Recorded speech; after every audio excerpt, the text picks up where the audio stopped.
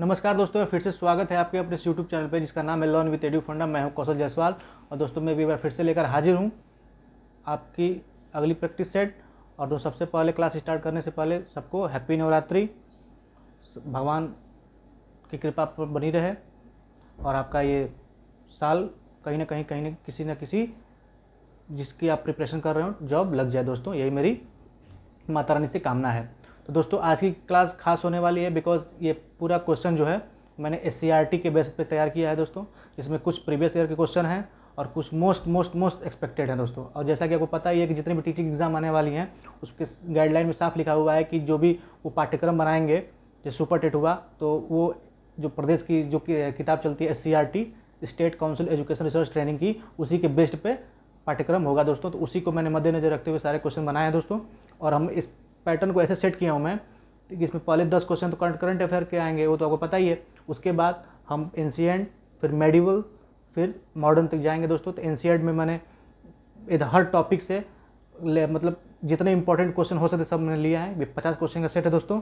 तो super TET वालों के लिए तो मोस्ट इंपॉर्टेंट है, बाकी टेट सी टेट के लिए तो इंपॉर्टेंट है दोस्तों। तो चलिए एक बार आवाज़ वगैरह सब सही हो तो क्लास आज की स्टार्ट की जाए दोस्तों। अभी तब तक कमेंट वगैरह देख लेता हूँ आपका। दोस्तों अगर आवाज़ वगैरह सब सही होते बार थंब इंप्रेशन भेजे तक क्लास स्टार्ट की जाए दोस्तों।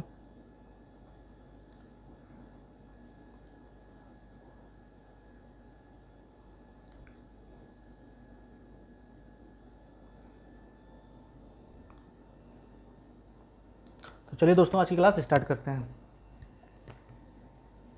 हमारा पहला क्वेश्चन है कि निम्नलिखित में से किसे US India businessman council USIBC के 2021 ग्लोबल बोर्ड ऑफ डायरेक्टर्स के उपाध्यक्ष के रूप में नियुक्त किया गया है?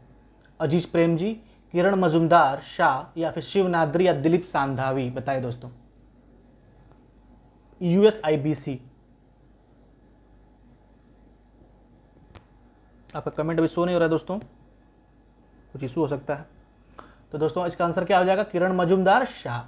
किरण मजुमदार शाह को USIBC के ग्लोबल बिजनेस काउंसिल का बोर्ड ऑफ डायरेक्टर्स के उपाध्यक्ष के रूप में नियुक्त किया गया दोस्तों। सेकंड क्वेश्चन है, केंद्र शासित प्रदेश जम्मू कश्मीर और केंद्र शासित प्रदेश लद्दाख के लिए उच्च न्यायालय के नए मुख्य न्यायाधीश के रूप में किसे नियुक्त किया गया है? दोस्तों आपको पता ही है कि जम्मू कश्मीर और लद्दाख दोनों के लिए एक ही हाई कोर्ट है दोस्तों। तो इसका जो न्यायाधीश किस कौन बने हैं? RV रमणा, अजय त्यागी या फिर कुलदीप भूषण या पंकज मिथाली? बिल्कुल सही दोस्तों, पंकज मिथाली। नेक्स्ट है हमारा, भारतीय सैनिक कर्नल नरेंद्र कुमार सिंह जिन्हें बुल के नाम से जाना जाता था, उनका निधन हो गया दोस्तों। जनवरी का करंट है। वह एक अनुभवी थे, मतलब जो सैनिक कर्नल नरेंद्र कुमार थे उन्हें जिनको बुल के नाम से जाना जाता था दोस्तों, वो क्या थे? क्या वो एक रेत कलाकार थे, माउंटेनियर थे, पत्रकार थे या फिर क्रिकेटर थे? बताएं दोस्तों, इन चारों में से वो क्या थे? वो उम्मीद है आपने आंसर दे दिया होगा दोस्तों। तो जो कर्नल नरेंद्र कुमार जिन्हें बुल के नाम से जाना जाता था वो क्या थे? पर्वतारोही। और जो इनका उसमें भी नाम जुड़ता है दोस्तों, जो मेघदूत करके जो ऑपरेशन हुआ था सन 84 वाले में, उसमें भी इनका अहम हिस्सा था। अगला है, 2020 के लिए तानसेन पुरस्कार से किसे सम्मानित किया गया है? पंडित उल्लास, पंडित दलचंद शर्मा, पंडित सतीश व्यास या पंडित विद्याधर व्यास? बताएं दोस्तों।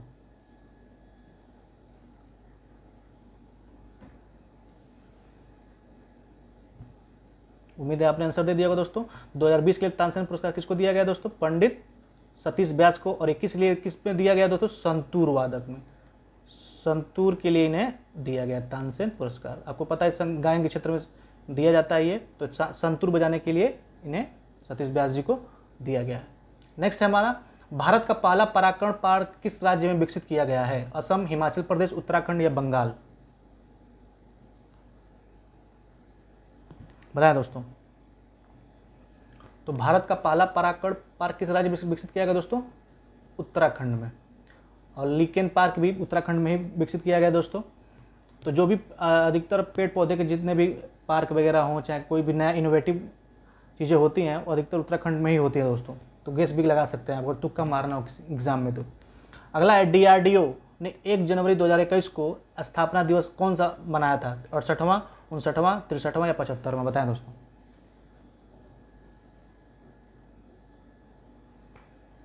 तो दोस्तों डीआरडीओ ने 1 जनवरी 2021 को 63वां स्थापना दिवस बनाया था। जल्दी जल्दी करेंगे दोस्तों, ज़्यादा टाइम वेस्ट नहीं करेंगे। नेक्स्ट है, विश्व बैंक के अनुसार वित्तीय वर्ष 2020-21 के लिए भारत की अनुमानित जीडीपी दर क्या है।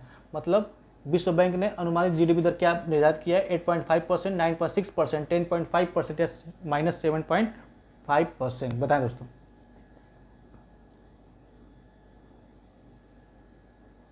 उम्मीद है आपने आंसर दे दिया होगा दोस्तों। तो विश्व बैंक के अनुसार वित्तीय वर्ष 2021 के लिए भारत की अनुमानित जीडीपी क्या है, 9.6%। नेक्स्ट है हमारा, किस राज्य ने मिट्टी पानी का अध्ययन करने और कीट नियंत्रण उपायों का सुझाव देने के लिए कृषि क्षेत्रों में प्रयोगशाला को ले जाने के लिए कृषि संजीवनी वैन शुरू की है।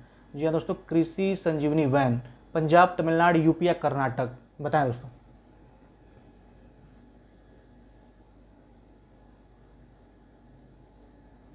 उम्मीद है आपने आंसर दे दिया होगा दोस्तों। अब कमेंट इश्यू नहीं हो रहे हैं मुझे। तो दोस्तों कौन सा राज्य है, कर्नाटक। कर्नाटक राज्य में ये पहल शुरू की है। नेक्स्ट हमारा, किस मंत्रालय ने सक्षम शीर्षक से महीने भर चलने वाला जन जागरूकता अभियान का आयोजन किया है। कौन सा दोस्तों, ये नाम याद रखिएगा, सक्षम। ये आपसे डायरेक्ट पूछ सकता है कि सक्षम किससे रिलेटेड है दोस्तों।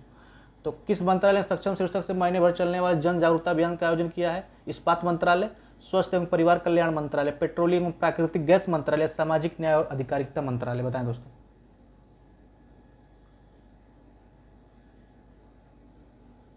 तो उम्मीद है आपने आंसर दे दिया दोस्तों। तो कौन सा मंत्रालय है, पेट्रोलियम और प्राकृतिक गैस मंत्रालय। और सक्षम का दोस्तों क्या होता है, संरक्षण क्षमता महोत्सव। अगला है, 2021 के लिए संयुक्त राष्ट्र मानवाधिकार परिषद के अध्यक्ष का नाम क्या है। कैटरीना वाज पिंटो, किलिपो गैंड्रिक, नजामत शमीम खान या सदरुद्दीन आगा खान, बताएं दोस्तों।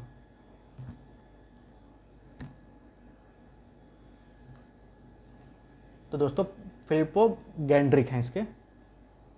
तो यहाँ पे दोस्तों करंट अफेयर के क्वेश्चन खत्म होते हैं। अब हम चलेंगे एससीईआरटी के बेस पे। तो दोस्तों एंशिएंट हिस्ट्री शुरू करेंगे। चलिए दोस्तों, जिस काल के विषय में लिखित सामग्री से जानकारी मिलती है उसे पढ़ा भी जा सकता है, उस काल को क्या कहते हैं। मतलब जिस जो भी पुराने काल हैं उसे लिखित जानकारी जो मिलती है उस काल को क्या कहते हैं। ऐतिहासिक काल, प्रागैतिहासिक काल या पूरा पाषाण काल या इनमें से कोई नहीं, बताएं दोस्तों।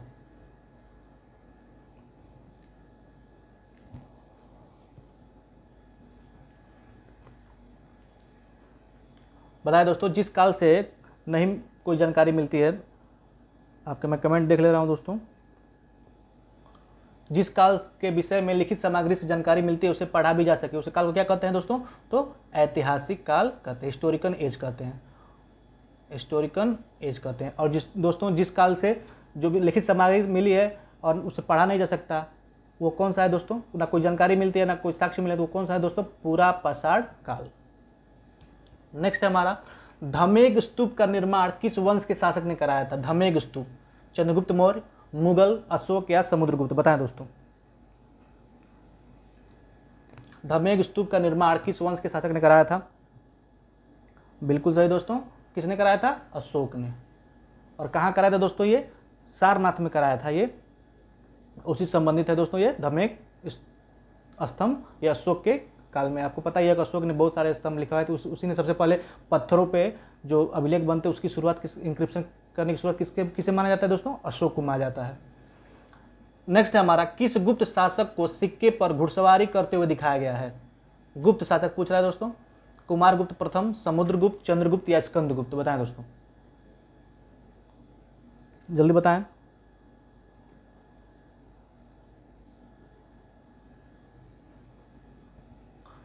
तो दोस्तों कौन से हो जाएंगे वो, कुमारगुप्त प्रथम। कुमारगुप्त प्रथम को घुड़सवारी करते हुए दिखाया गया दोस्तों। और किसको, समुद्रगुप्त को किसमें दिखाया गया दोस्तों, सिक्के पर बीड़ा बजाते हुए। किसमें दिखाया गया दोस्तों, बीड़ा बजाते हुए दिखाया गया है, बीड़ा बजाते हुए दिखाया गया है सिक्के पर। अगर ये आपसे एग्जाम में पूछ ले कि किस सिक्के पर बीड़ा बजाते हुए किस गुप्त शासक को दिखाया गया, तो समुद्रगुप्त को। और घुड़सवारी करते हुए किसको दिखाया गया दोस्तों, कुमारगुप्त प्रथम को। नेक्स्ट है हमारा, मानव शास्त्रियों के अनुसार कितने वर्ष पूर्व मानव विकास की प्रक्रिया आरंभ हो गई थी। मानव शास्त्रियों के अनुसार कितने वर्ष पूर्व मानव विकास की प्रक्रिया आरंभ हो गई थी? 2 करोड़ वर्ष पूर्व, 1 करोड़ वर्ष पूर्व, 10 लाख वर्ष पूर्व, या इनमें से कोई नहीं?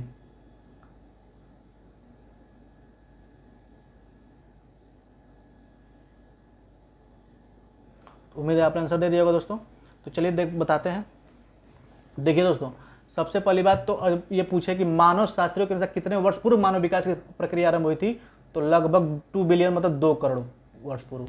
ये ऐसा भी लिख के आ सकता है दोस्तों, ये आपको कि इस काल को क्या बोलते हैं दोस्तों? पैलियोलिथिक कॉल, पैलियोलिथिक एज। तो वो पूछे कि पैलियोलिथिक एज कब से कब तक है? तो 2 बिलियन। और उसके बाद से कौन सा एज आया दोस्तों? लियोलिथिक। लियोलिथिक कितना था दोस्तों? 10,000 से 12,000। और उसके बाद से कौन सा है दोस्तों? न्यूलिथिक। न्यूलिथिक कितना है? 10,000 वर्ष। तो न्यूलिथिक में जितने भी पहिए खोज, खाना बनाने की कला, आप जितने भी मानव सभ्य होने लगे, वो कौन सा एज है दोस्तों? Neolithic age. तो आपको याद रहेगा, पैलियोलिथिक 2 बिलियन, लियोलिथिक 12,000 10,000 और न्यूलिथिक 10,000। नेक्स्ट हमारा, उत्तर प्रदेश के किस जिले में मिली गुफाओं से पता चलता है कि मानव समूह में रहता था? बेलन घाटी, मिर्जापुर, इलाहाबाद, हिंडन नदी के किनारे या सारनाथ से? बताएं दोस्तों। उत्तर प्रदेश के किस जिले में मिली गुफाओं से पता चलता है कि मानव समूह में रहता था? बेलन घाटी, मिर्जापुर, इलाहाबाद, हिंडन नदी किनारे या सारनाथ से? बताएं दोस्तों।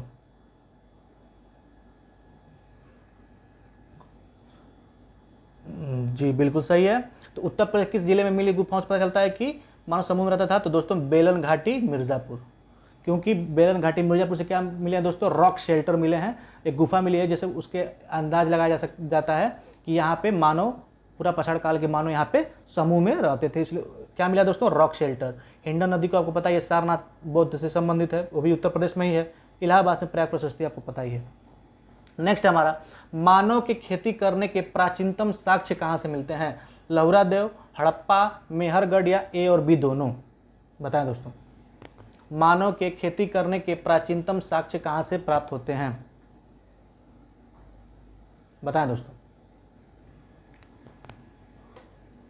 बिल्कुल सही दोस्तों, जी नहीं, केवल लहुरा देव नहीं है दोस्तों, तो लहुरा देव से भी मिलते हैं और मेहरगढ़ से भी प्राप्त होते हैं। मेहरगढ़ कहाँ है दोस्तों? पाकिस्तान में। ये कहाँ है? POK। तो दोस्तों आंसर क्या हो जाएगा? ए और बी दोनों। नेक्स्ट है हमारा, किस काल में मानव मिट्टी के बर्तन बनाने भी जान गए थे? ये जान है। किस काल में मानव मिट्टी के बर्तन बनाना भी जान गए थे? दोस्तों इससे अच्छा रिवीजन नहीं हो सकता, क्योंकि मैंने हर टॉपिक से प्रश्न उठाए दोस्तों। तो अगर आपकी तैयारी अच्छी है तो बस इसे रिवीजन के तौर पे लें, ताकि आपकी रिवीजन भी हो जाएगा और आपका SCRT का बेस भी तैयार हो जाएगा दोस्तों। तो किस काल में मानव मिट्टी के बर्तन बनाना भी जान गए थे? तो मध्य पछाड़ काल, पूरा पछाड़ काल, नव पछाड़ काल। तो मैंने अभी बताया दोस्तों कि जितने भी मानव सभ्यता की तरफ बढ़ने लगा, उसे खाना बनाना, पहिए का आविष्कार इत्यादि इत्यादि, वो किस एज में था दोस्तों? न्यूलिथिक एज, यानी नव पछाड़ काल, अर्थात 10,000 BC की बात हो रही है। तो नव पछाड़ काल में। नेक्स्ट है हमारा, दोस्तों सबसे पहले बात कि इसे आप प्रैक्टिस तौर पे लें और अपने को कमेंट में जरूर बताना कि आपने कितना नंबर इसमें अटेम्प्ट किया और कितना नंबर पाए। और आप वीडियो पसंद आ रही हो तो दोस्तों लाइक और शेयर जरूर करें, हमें मोटिवेशन मिलता है। तो नव पछाड़ काल के समय कौन से 2 महत्वपूर्ण औजार थे? हसिया, तलवार, हाथ वाली कुल्हाड़ी या ए और बी दोनों? बताएं दोस्तों। हसिया, तलवार, हाथ कुल्हाड़ी और ए और बी दोनों? तो चलिए दोस्तों देखते हैं। जी हाँ बिल्कुल। तो दोस्तों क्या था? हसिया नव पछाड़ काल भी तैयार हो गया था, और हाथ वाली कुल्हाड़ी, हैच्ड जिसको बोलते हैं, हैच्ड एक्स, मतलब उसमें थोड़ा मानव ने अपडेट कर लिया था। पहले वो केवल कुल्हाड़ी था, उसके बाद हाथ वाली कुल्हाड़ी, उसमें मतलब अपना वो पकड़ने वाला कुछ हैंडल टाइप का कुछ बना लिया था। तो दोस्तों कौन सा है? ए और बी दोनों। मानव ने तांबे और टीन को मिलाकर कौन सी धातु बनाना सीख ली थी? तो ये दोस्तों बहुत ही आसान है। इनमें से कौन सा है दोस्तों? मानव ने तांबा और टीन बनाने, ब्रोंज बनाना सीख लिया था दोस्तों, मतलब कांस्य बनाना सीख लिया था दोस्तों, ब्रोंज। अगला है कार्बन 14। ये दोस्तों एज मापने की एक विधि है। कार्बन 14 के अनुसार हड़प्पा सभ्यता का काल है 2500 BC से 1500 BC, 2700 BC 1750 BC, या 2350 से BC से 1750 BC? बताएं दोस्तों। ऐसे ही एग्जाम में पूछ सकता है दोस्तों कि एनसीईआरटी के अनुसार कौन सा काल कितना एज है, एससीईआरटी से पूछ सकता है, कार्बन 14 की पद्धति से पूछ सकता है। तो दोस्तों इसमें घबराने की बात नहीं है। देखिए एससीईआरटी के अनुसार दोस्तों, एनसीईआरटी क्या बताता है दोस्तों, ये एनसीईआरटी के अनुसार क्या है, एनसीईआरटी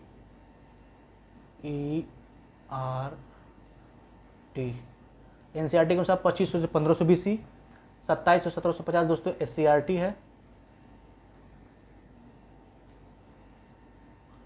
मतलब एससीईआरटी किताब में दिया हुआ है। और 2300 से 1750 बीसी दोस्तों किसके है, कार्बन 14 की पद्धति से है। तो चूंकि पूछा ही था दोस्तों कार्बन 14 के अनुसार हड़प्पा सभ्यता का काल क्या है, तो 2350 बीसी से 1750 बीसी। बीसी का मतलब बिफोर क्राइस्ट, ईसा मसीह के पूर्व, ईसा पूर्व की बात हो रही है।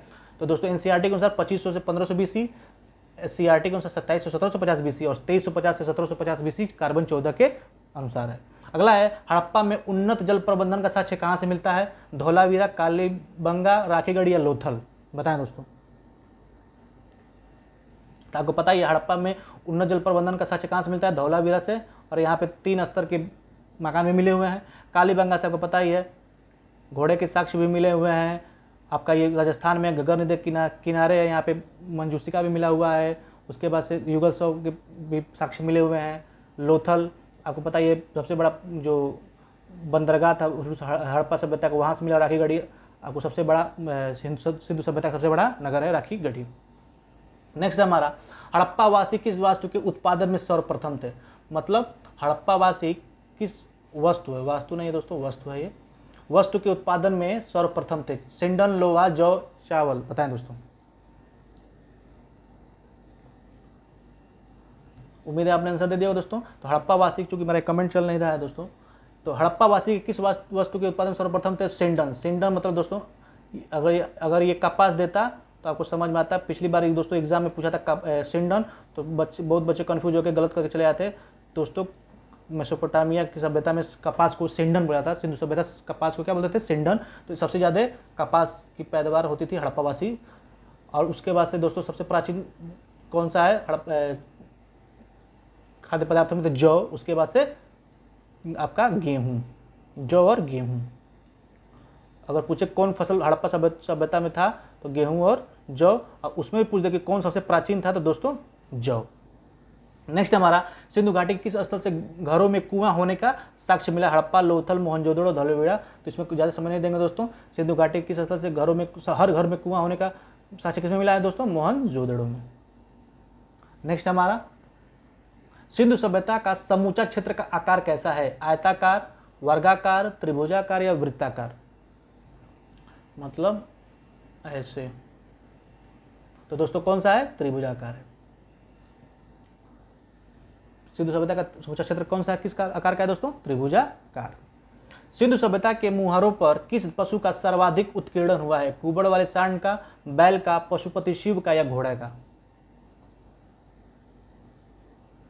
बताएं दोस्तों। तो दोस्तों कुबड़ वाले सांड का, अगर कुबड़ वाले सांड की जगह पे ये भी आ जाए एक श्रृंगी पशु का, तो भी आप गलत नहीं करके आना है। अगर कुबड़ वाले सांड दिया तो ठीक है, अगर ये नहीं दिया है तो एक श्रृंगी पशु दिया है, तो दोस्तों उसका भी मोहरों पे अंकन मिलता है दोस्तों हड़प्पा सभ्यता में। नेक्स्ट है हमारा, मेसोपोटामिया की सभ्यता किस नदी के किनारे विकसित हुई थी, tigris and Euphrates, tigris, Michigan नदी या नाइल रिवर। बताएं दोस्तों, बताएं दोस्तों, कमेंट देख रहा हूं आपका मैं।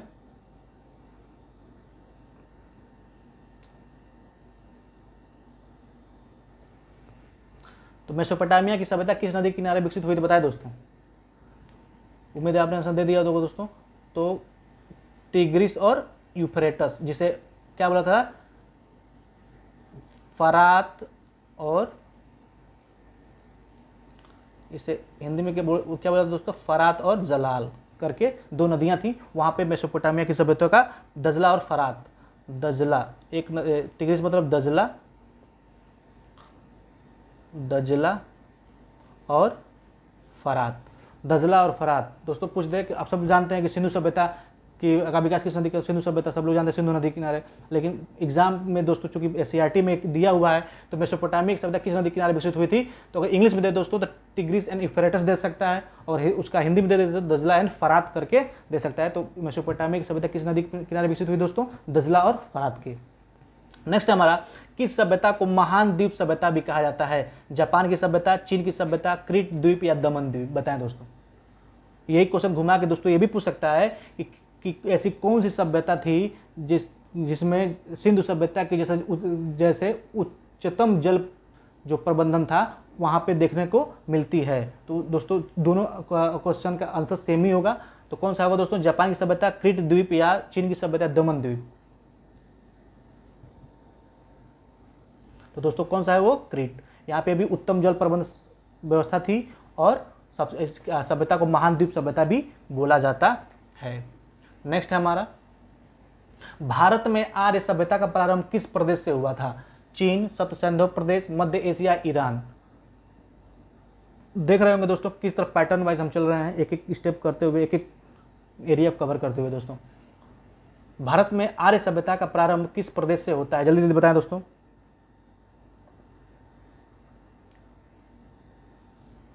भारत में आर्य सभ्यता का प्रारंभ किस, बिल्कुल सही दोस्तों, भारत में आर्य सभ्यता का प्रारंभ किस देश से होता है, सप्त सिंधु प्रदेश, लैंड ऑफ 7 रिवर्स। ऐसा माना जाता है कि आर्य की सभ्यता का प्रारंभ किस प्रदेश से होता है, सप्त सिंधु प्रदेश, मतलब 7 नदियों का देश, 7 लैंड ऑफ रिवर्स। वेदों का क्रम क्या है, आर्यसवाई है, मतलब ऋग्वेद है, सामवेद है, यजुर्वेद है, अथर्ववेद है, या सामवेद, ऋग्वेद, यजुर्वेद या अथर्ववेद, वाय आर्य से, या इनमें से कोई नहीं। वेदों का क्रम क्या है बताएं दोस्तों। आपको पता है दोस्तों कि केवल 3 ही वेदों को वेद की संज्ञा दी गई है, एक को वेद की संज्ञा नहीं दी गई है। तो वो कौन सा है दोस्तों, त्रिवेद जिसे बोला जाता है, कौन कौन सा है दोस्तों।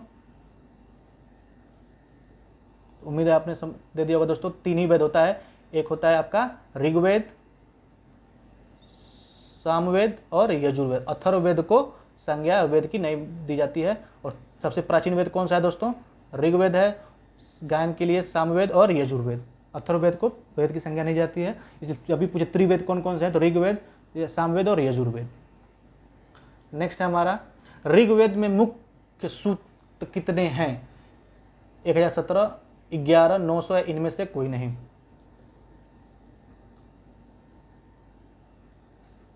इन दोनों का आंसर बताए दोस्तों। ऋग्वेद में बाल खिल्य कितने हैं, दोनों का आंसर सेम इसी में छुपा हुआ है, बताएं दोस्तों।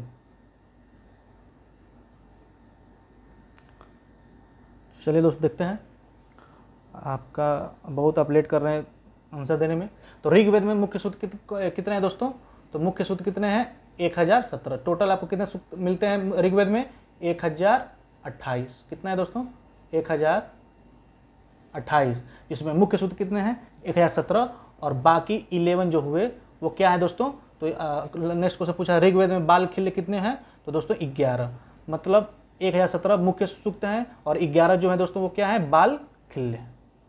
बल खिल्य हैं, तो जब भी पूछ दे दोस्तों कि ऋग्वेद में बल खिल्य कितने हैं, तो 11 हैं। मुख्य सूक्त कितने हैं, तो 1017 हैं। और टोटल पूछे कि ऋग्वेद में सूक्तों की संख्या कितनी है, तो कितना है दोस्तों, 1028। नेक्स्ट है हमारा, ऋग्वेद में विभिन्न देवताओं को संबोधित प्रार्थनाओं को क्या कहा जाता है। ऋग्वेद में विभिन्न देवताओं को जो संबंधित करने वाली प्रार्थनाएं हैं उसे क्या कहा, ऋचाएं कहा जाता है, मंत्र कहा जाता है, सूक्त कहा जाता है, या इनमें से कोई नहीं। बताएं जल्दी जल्दी बताएं दोस्तों।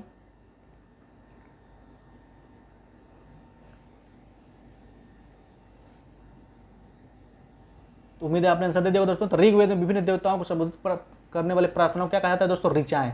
प्रार्थनाओं को तो ऋचाएं कहा जाता है, और सूक्त क्या कहा जाता है दोस्तों, जितने भी मंत्र और श्लोक हैं उन्हें सूक्त कहा जाता है।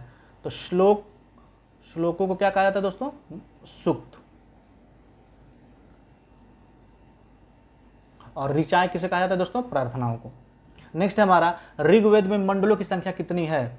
तो आप सबको पता है, इसमें ज्यादा टाइम वेस्ट नहीं करेंगे। 10 मंडल, दूसरे और 2 और 7 क्या है दोस्तों, पुराने मंडल है। दूसरे और 7वें मंडल कौन से हैं, पुराने मंडल है, बाकी नहीं। कौन सा वेद गद्य और पद्य दोनों में मिलता है, यजुर्वेद, सामवेद, ऋग्वेद, या इनमें से कोई नहीं।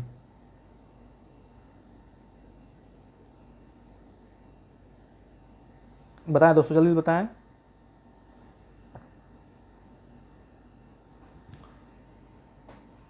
जी हाँ, बिल्कुल दोस्तों, सही बात है आपका। कौन सा वेद गद्य और पद्य दोनों मिलता है? तो सामवेद।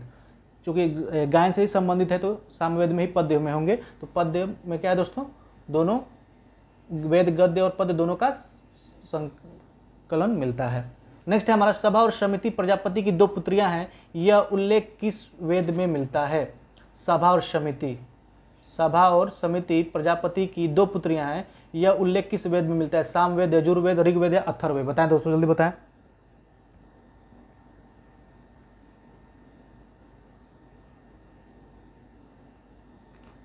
जी हाँ दोस्तों, सही है आपका। तो सभा और समिति प्रजापति की 2 पुत्रियां दोस्तों किसमें है? ये आपका मिलता है तो अथर्ववेद में। यहाँ पे कुछ बताना चाहूंगा दोस्तों, जैसे सभा और समिति, विदत और गढ़। तो दोस्तों सभा और समिति, विदत और गढ़, तो सभा और विदत में लड़कियां भाग ले सकती थीं और सबसे ज़्यादा पुराने थे। लेकिन जब उत्तर वैदिक काल आया दोस्तों, इसमें इसके सभा समिति, विदत और गढ़, मैं लिख देता हूं दोस्तों यहाँ पे, सभा समिति, विदत और गढ़। तो दोस्तों ये जो था ये सबसे पुराने थे, विदत और गढ़, और इसमें स्त्रियां भाग ले सकती थीं और समिति और गढ़ में भाग नहीं ले सकती थी। लेकिन जब उत्तर वैदिक काल आया दोस्तों, तो सभा और विदत का महत्व तो खत्म हो गया और उसकी जगह किसने ली थी? समिति और गढ़ ने, और इसमें लड़कियों का प्रवेश वर्जित था। मतलब लड़कियां भाग, मतलब महिलाएं भाग नहीं ले सकती थी। तो अब जब भी पूछे कि अथर्ववेद में कौन से में समिति और उत्तर वैदिक काल में किस में लड़कियां भाग ले सकती थी, तो किसी में नहीं दोस्तों, क्योंकि सभा और विदत का महत्व खत्म हो चुका था। उसकी जगह समिति और गढ़ ने ले ली थी और समिति और गढ़ में महिलाओं का प्रवेश वर्जित था। नेक्स्ट है दोस्तों, मनुस्मृति की रचना किस काल में की गई थी? ये यहाँ का ऑप्शन गलत है दोस्तों, यहाँ पे कुछ भरा नहीं गया है, चलिए कोई दिक्कत नहीं। मनुस्मृति की रचना किस काल में की गई थी? यजुर्वेद, शुंग काल। देखिए आज का आंसर ही आपको पता चलेगा दोस्तों, शुंग काल में। मनुस्मृति रचना किस काल में की गई थी दोस्तों? शुंग काल में की गई थी। नेक्स्ट हमारा, अच्छा देखिए फिर से वही क्वेश्चन आ गया, चलिए रिपीटेड क्वेश्चन है, नेक्स्ट चलते हैं। उपनिषदों की संख्या कितनी है? 108, 201, 51 या 1028? बताएं दोस्तों। उपनिषद मतलब गुरु के समीप बैठकर ज्ञान लेने को क्या कहा जाता है दोस्तों? उपनिषद कहा जाता था। ये किसकी संख्या कितनी है दोस्तों? तो 108 है। कितना है? 108। आर्य किस आकृति से परिचित थे? वृत्त, वर्ग एवं त्रिभुज या आयताकार या चतुर्भुज? बताएं दोस्तों, जल्दी जल्दी बताएं।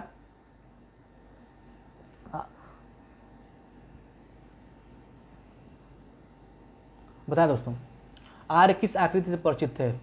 तो दोस्तों आयताकार और चतुर्भुज से आर्य परिचित थे। और अगर पूछे विषय में कौन से, तो ये ज्यामिति दोस्तों, ज्यामिति विषय से, चूंकि ज्यामिति में ही आयताकार और चतुर्भुज आ जाएगा, इससे ये परिचित थे दोस्तों। नेक्स्ट हमारा, कि महावीर स्वामी ने कितने वर्ष की अवस्था में गृह त्याग किया था? बताएं दोस्तों। महावीर स्वामी ने कितने वर्ष की अवस्था में गृह त्याग किया था? तो पता है दोस्तों, महावीर स्वामी 24 तीर्थंकर थे जैन धर्म के। तो 19, 20, 50 और 30। तो दोस्तों महावीर स्वामी 30 वर्ष में इन्होंने गृह त्याग कर दिया था और इन्हें 12 वर्ष बाद जाम्भिक गांव में ऋजुपालिका नदी किनारे साल वृक्ष के नीचे ज्ञान प्राप्त हुआ था। मतलब 42 वर्ष में इन्हें ज्ञान प्राप्त हुआ था। और यही दोस्तों जो पूछे बुद्ध को कब हुआ था, तो वो 29 वर्ष में उन्होंने गृह त्याग किया था और उन्हें 35 वर्ष की उम्र में ज्ञान प्राप्त हो गया था। इससे क्या बोला जाता है दोस्तों? केवल्य बोला जाता है। किसमें? जैन धर्म में ज्ञान प्राप्त को क्या बोला जाता है? केवल्य। महावीर ने अपने सिद्धांतों का प्रचार किस भाषा में किया था? ब्राह्मी, संस्कृत, प्राकृत या पाली? बताएं दोस्तों। महावीर ने अपने सिद्धांतों का प्रचार किस भाषा में किया था? ब्राह्मी, संस्कृत, प्राकृत या पाली? तो आपको पता है दोस्तों कि महावीर ने अपने सिद्धांतों का प्रचार किस में किया था? प्राकृत या दे दे या फिर अर्धमागधी दे दे तो भी सही है। हाँ, संस्कृत उस भाषा नहीं थी, ब्राह्मी आपकी लिपि है, पाली भी बौद्ध धर्म से संबंधित है। नेक्स्ट है हमारा, किस ग्रंथ में गाय को अनंदा, वानंदा, सुखदा कहा गया है? मतलब अन्न देने वाली, संपत्ति देने वाली और सुख देने वाली कहा गया है। सूत्र निपात, ऋग्वेद, यजुर्वेद या भगवती सूत्र? यह वैदिक काल से संबंधित प्रश्न है दोस्तों। किस ग्रंथ में गाय को अनंदा, वनंदा, सुखदा कहा गया है? तो दोस्तों वो किस में कहा गया? सूक्त निपात में। और ये बौद्ध ग्रंथ है दोस्तों। क्या उनसा ग्रंथ है? ये बौद्ध ग्रंथ है। बौद्ध धर्म का त्रिरत्न किसे कहा जाता है? अभिधम्म घोष, बुद्ध संघ धम्म, सत्य अहिंसा धर्म या त्रिपीटक? बताएं दोस्तों। बौद्ध धर्म का त्रिरत्न किसे कहा जाता है? तो उम्मीद है आपने आंसर दे दिया होगा दोस्तों। तो बौद्ध धर्म का त्रिरत्न किसे कहा जाता है? बुद्ध, आप कभी बौद्ध बिहार में जाएं, बौद्ध बिहार, या फिर कहीं जहाँ बौद्ध का मंदिर वहाँ पर लिखा होगा बुद्धम शरणम गच्छामि, संघम शरणम गच्छामि, धम्मम शरणम गच्छामि, तो यही उनके क्या थे? तीन रत्न थे।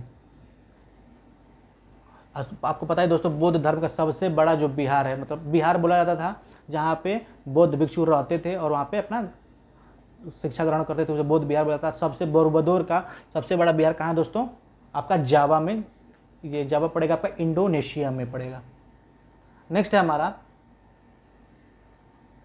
एक मिनट दोस्तों,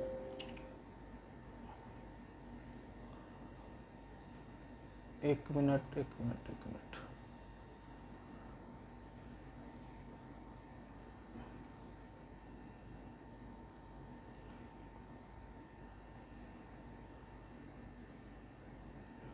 हाँ दोस्तों चलिए, बुद्ध, देखिए बुद्ध गलत लिख दिया गया है, एक मिनट। बुद्ध के अनुसार कौन सा मार्ग सर्वोत्तम है? बताएं दोस्तों, बुद्ध के अनुसार कौन सा मार्ग सर्वोत्तम है? बुद्ध के अनुसार कौन सा मार्ग सर्वोत्तम है? अस्तेय, अष्टांगिक मार्ग, सत्य, अहिंसा, इनमें से कोई नहीं।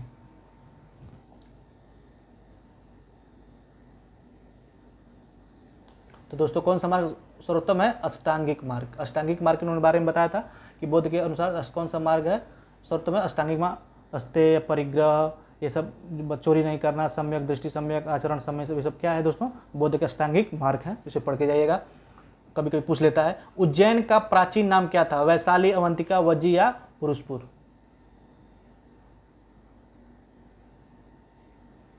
तो आपको पता है दोस्तों, उज्जैन का क्या नाम था प्राचीन? अवंतिका। चूंकि ये दोस्तों उज्जैन जो क्या था, ये बीच में स्थित था, इसे दक्षिणा पथ भी बोलते थे और उत्तरा पथ भी बोलते थे, क्योंकि उज्जैन क्या था? बीच में, सेंटर पे था दोस्तों, और उज्जैन इसलिए इसे दक्षिणा पथ या उत्तरा पथ भी बोला जाता था, क्योंकि सेंटर में पड़ता था दोस्तों। वज्जी क्या था? तो 16 महाजनपदों में एकमात्र गणतंत्र राज्य कौन था? वज्जी। इसका राजा कौन था दोस्तों? उदयन। उदयन और उदयन दो हुए हैं दोस्तों। उदयन इसका राजा था वज्जी का, और उदयन जो था वही उदयन है जिसने पाटलिपुत्र को अपनी राजधानी बनाई थी, वो उदयन है दोस्तों। नेक्स्ट है हमारा कि किस क्षेत्र के राजा ने सिकंदर को भारत पर आक्रमण करने का न्योता दिया था? दोस्तों बताएं, किस क्षेत्र के राजा ने सिकंदर को भारत पर आक्रमण करने का न्योता दिया था? ये वही सिकंदर है दोस्तों जिसने लिखा था कि I am monarch of all, I serve there nothing distribute of all around the sea, I am the lord and the fall in the brute, जहां तक दृष्टि है मेरी निरंतक राज्य है मेरा, यहाँ न प्रतिद्वंदी कोई अचल अधिकार है मेरा। तो दोस्तों ये वही है। तो इसको न्योता कौन दिया था दोस्तों? आम्भी ने, राजा आम्भी ने, जो कहाँ का राजा था दोस्तों? तक्षशिला का राजा था। उसी के कहने पर ये आया था दोस्तों। पूर्व का राज्य किन दो नदियों के बीच में था दोस्तों? पूर्व, जहाँ का राजा कौन था? पोरस, जिसकी लड़ाई हुई थी किससे? सिकंदर से, जिसे क्या बोलते हैं? Battle of हिदास्पस। झेलम नदी के किनारे जो उसकी लड़ाई हुई थी दोस्तों, तो किस नदी के किनारे? दो नदी के किनारे था दोस्तों, तो झेलम और चेनाब, मतलब बितस्ता और पौरुषणी। नेक्स्ट हमारा, आचार्य कौटिल्य ने चंद्रगुप्त को कौन सा खेल खेलते हुए देखा था? राजकीलम, चौगान, देखिए इसमें ऑप्शन नहीं है, चलिए कोई नहीं, राजकीलम, चौगान या इनमें से कोई नहीं। तो दोस्तों जब आचार्य कौटिल्य जब अपने साथ जा रहा था अपने मंत्री को लेके, तो चंद्रगुप्त उस समय कौन सा खेल खेल रहा था? राजकीलम खेल रहा था। राजकीलम का अर्थ होता है दोस्तों, आपने वो पढ़ा होगा, एक आई थिंक यूपी बोर्ड के सेकेंड ईयर में था एक, उसमें एक लेसन था, उसका नाम बता रहा हूँ मैं, जजमेंट सीट ऑफ विक्रमादित्य करके एक लेसन था। उसमें जो लड़का जो खेलता है ना, वो खेल जो, उसमें क्या होता है कि एक बच्चा सभी ग्रुप का लीडर बन के बैठ जाएगा, बच्चे आपस में उसके आंख से ओझल होकर कुछ लड़ाई वगैरह करेंगे, उसके सामने लेकर आएंगे अपनी समस्या, और वो एज ए किंग बनकर उसमें प्रेडिक्शन देगा कि इसने ये गलती की, इसने ये गलती की है, जजमेंट देगा। उसी को कौन सा खेल बोलते हैं दोस्तों? राजकीलम खेल बोलते हैं। और यही चंद्रगुप्त खेल रहा था। तभी आचार्य कौटिल्य ने सोचा कि ये बहुत ही महत्वाकांक्षी है। फिर उसके आगे की कहानी आप जानते ही हैं। तो कौन सा खेल था दोस्तों? राजकीलम। ये बड़ा फेमस है दोस्तों, ये पीजीटी में पूछा था, अभी हो सकता है इसमें पूछ ले, तो इसे आप स्टार मार्क कर लिए दोस्तों, ये इंपॉर्टेंट है। उज्जैन का प्राचीन नाम क्या था? वैशाली, अवंतिका, वज्जी या पुरुषपुर? तो आपको पता है ये अवंतिका है। नेक्स्ट है हमारा आज का लास्ट स्लाइड। सेल्यूकस ने अपने राजदूत मेगास्थनीज को किसके दरबार में भेजा था? सेल्यूकस ने अपने राजदूत मेगास्थनीज को किसके दरबार में भेजा था? चंद्रगुप्त मौर्य, अशोक, चंद्रगुप्त प्रथम या इनमें से कोई नहीं?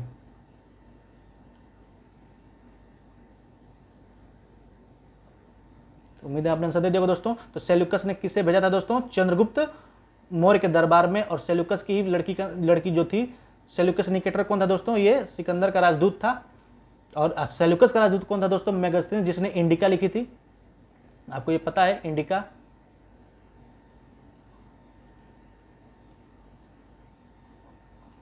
और चंद्रगुप्त मौर्य के दरबार भेजा था। और सेल्यूकस ने अपनी पुत्री हेलेना से चंद्रगुप्त की शादी करवाई थी। नेक्स्ट है हमारा, अपने जीवन के अंतिम काल में चंद्रगुप्त ने कौन सा धर्म स्वीकार कर लिया था? तो दोस्तों इसमें ज़्यादा टाइम नहीं लेंगे, जैन धर्म स्वीकार कर लिया था, क्योंकि जैन धर्म के तीर्थंकर भद्रबाहु के साथ ये चला गया था। कहाँ दोस्तों? श्रवणबेलगोला। वहाँ पे जाके इसने संलेखा पद्धति में संथारा पद्धति से अपने शरीर का त्याग कर दिया था। संथारा पद्धति मतलब व्रत रहते हुए बिना कुछ खाए पिए अपने शरीर का त्याग कर देना, जिसे जैन धर्म में केवल्य कहा गया है। वो निर्वाण मतलब अपना शरीर त्याग देना क्या कहलाता है दोस्तों? संथारा पद्धति कहलाता है।